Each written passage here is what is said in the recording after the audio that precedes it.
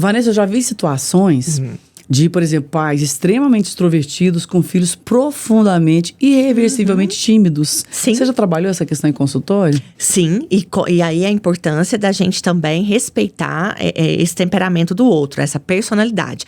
O alerta acende para nós, Leide, quando envolve, por exemplo, a pessoa muitas vezes ela pode estar sendo prejudicada na sua vida em relação a essa timidez. Então, né, como a gente está conversando aqui, muitas vezes ela foi para uma empresa que ela queria muito aquele trabalho e ela está no início desenvolvendo esse trabalho de forma individual.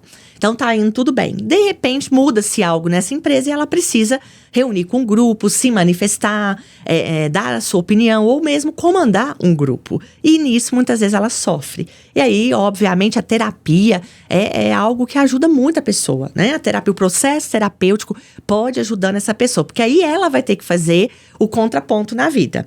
Eu continuo nesse emprego sofrendo em demasiado, como ela está, porque ela não dá conta, então, de estar em grupo. Ou ela chega à conclusão de algo, eu preciso, nesse momento, fazer alguma mudança na minha vida. E essa mudança, muitas vezes, vai ser trabalhar essa timidez, entender, né? Eu falo muito, se autoconhecer é entender de onde vem, né? Essa timidez, como também tem crianças, Leide, que às vezes, eu também vejo muito isso, tá? Extremamente extrovertidas na infância e vai indo para adolescência e vida adulta e se tornam muito tímidas, muito introspectivas. Por que essa mudança, assim? É hormonal ou...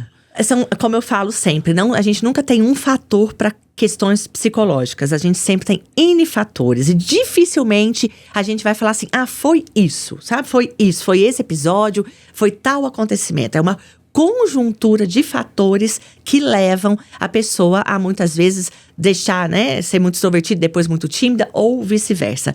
É como o exemplo que eu falo que a Fernanda Landeiro, uma grande psicóloga aqui no Brasil, fala muito. Você não faz um bolo com um ingrediente, você faz. Você tem farinha de trigo na sua casa. Você fala, vou fazer bolo. Não faz. Não. Né? Você precisa de farinha de Minha trigo. Minha mãe fazia com 2, mas eu não consigo, não. Nossa, 2 ingredientes. Sua mãe era muito guerreira, Com né? 2 ingredientes, era necessidade mesmo. Ela fazia com 2 ingredientes. Mas geralmente pro bolo a gente vai precisar, né? Não, de vários um bolo perfeito, né, que você tá falando, isso. Né? Ou mais ou menos que seja, Sim, né? Ele vai sim. precisar de manteiga, farinha de trigo, Chocolate, leite, ovos, chocolate, adoro. pitada de sal, o Sim. forno na temperatura adequada. Uva passa, se a pessoa gosta. Isso, o fermento. Isso também a gente fala quando a gente tá falando aí muitas vezes de emoção, quando a gente tá falando de personalidade, quando a gente tá falando de uma mudança significativa que pode acontecer conosco ao longo da vida. Agora eu fico pensando assim, Vanessa, há alguma situação em que a timidez beneficia a pessoa? Porque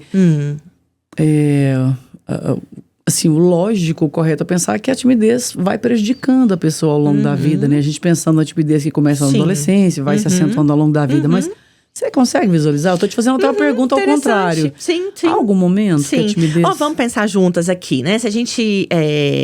igual uma pessoa, por exemplo, tá acontecendo uma briga. Uma pessoa muito extrovertida, geralmente já vai lá no meio querer saber o que tá acontecendo.